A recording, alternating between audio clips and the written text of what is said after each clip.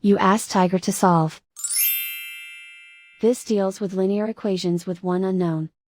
The final result is x equals 8/3. Let's solve it step by step. Simplify the expression. Move the negative sign from the denominator to the numerator. Group like terms.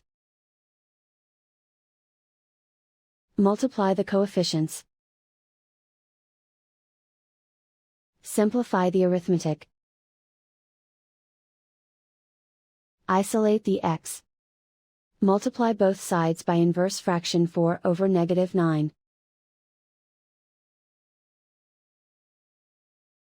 Move the negative sign from the denominator to the numerator.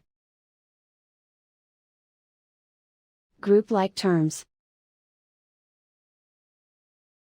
Multiply the coefficients. Simplify the arithmetic.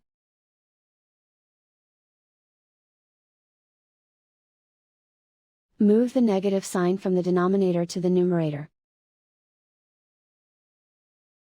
Multiply the fractions. Simplify the arithmetic. And so the final result is x equals 8/3.